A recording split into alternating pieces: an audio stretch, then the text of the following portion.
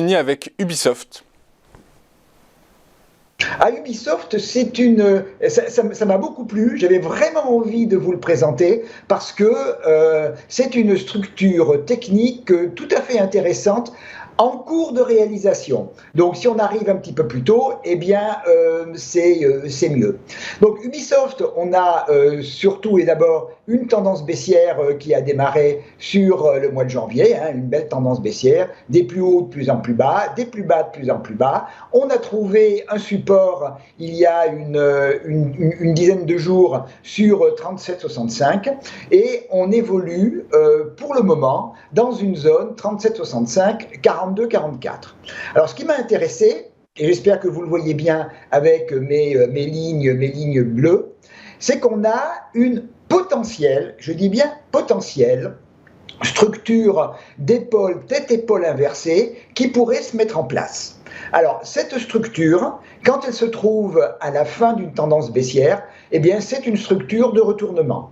Pour cela, il faut d'abord, et évidemment pour valider la structure, il faut franchir la zone de coût qui est à 42,44.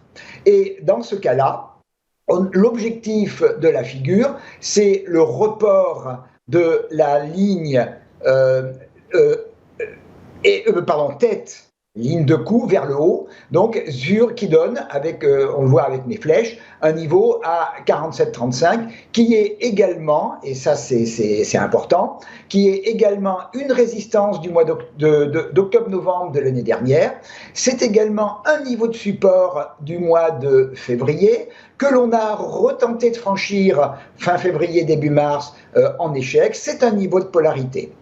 Alors, comme je l'ai indiqué, pour valider cette figure, il faut d'abord donc franchir la ligne de coût à 42,44 avec un objectif à 47,35. Par contre, effectivement, si on ne franchit pas ce niveau, eh bien surtout, et si on revient en dessous de 39,30, c'est-à-dire le bas de l'épaule droite, eh bien ma figure serait invalidée et tout le schéma serait lui-même invalidé. Très clair. Et donc, dans ces cas-là, le support à avoir en tête si les 39,30 sont franchis à la baisse, c'est 37,6, c'est ça du coup? Oui, alors d'abord, on oublie la notion d'épaule tête-épaule. On peut avoir,